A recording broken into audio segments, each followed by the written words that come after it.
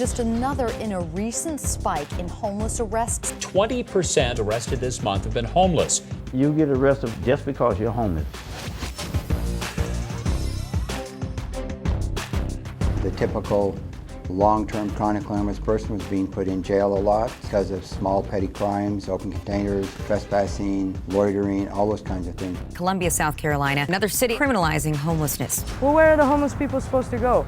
The homeless end up in the criminal justice system because there hasn't been a better alternative. I served 3.5 years at the Utah State Prison, so I've been homeless a little over a year now. This morning, I had got out of jail, sat down like this. The officer had pulled up on his motorcycle and told me I was going to jail. This was the same officer who had just taken me to jail not even 24 hours ago. Our homeless need long-term treatment solutions instead of just incarcerations and then put them back in the street. Just because I don't have a car, I don't have a credit card in my pocket or change in my pocket or a home to go to, does not make me a criminal. We did a survey here. It was about $20,000 per person per year on the street because of emergency services costs. Jail time, EMT runs, emergency room visits. And so we realized we were incurring those costs anyway. There's a much more humane and economic way in order to meet their needs. You'd be surprised who's homeless. Most people are homeless. They are running away from problems. They are running away from drug addiction. Got molested when I was a kid, about 6 years old. Started drinking early age at 13. I couldn't deal with my problems. I've been homeless for the last 20 years. About 10% of the homeless population were chronically homeless. A chronically homeless individual that's been homeless a year or more or 4 times in 3 years. A lot of mental health issues, substance abuse issues. We decided to adopt a housing first model. Instead of asking people to change their lives before we gave them housing, we chose to give them housing along with the supportive services and then allow them to change their lives if they wanted to. We can house them for about $7,800 per person per year for case management and rental assistance in a housing unit. 2005, in order to get into housing, you need to be clean, dry, and sober, and if you fell off the wagon, then you lost your housing and case management. Well, we weren't reducing homelessness. In 1998, we got kicked out because I was using drugs.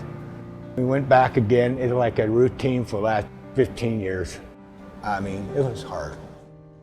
Having a house is the stable base for everything. If you don't have a stable place to live, that's going to be the biggest crisis on your mind every day when you go to bed. Whereas when you're in your own home, that whole level of stress is taken away. And now you can focus on everything else that you need to focus on in your life. But it works because we've come down 72% from our high in 2005. Getting my housing here literally saved my life. Well, they arrested me at least 18 times. Ended up at the detox. The police brought me in there. I was pretty sad, I was shaking hard. But Ed moved me in here. I mean, I had towels up there, clean sheets, pots and pans. He brought me a big box full of canned goods.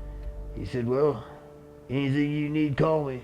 And I looked around and I told him, I said, no, Ed, I got it from here. We've been able to show that if you house people properly and correctly, is that it takes them out of the judicial system and the recidivism rate decreases.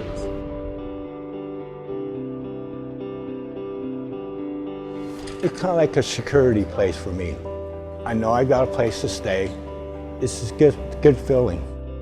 If I was still the homeless guy, I would have continued on and drank myself to death at this point. It's my first complete 100% sober year.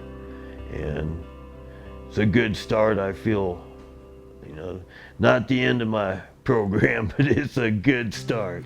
The ultimate goal is to eliminate chronic homelessness here in Utah by the year 2015, and the results here prove that that is an achievable goal. The old approach of emergency shelters and transitional housing has been a failure. Housing First has been accepted nationally. This is the key to ending chronic homelessness.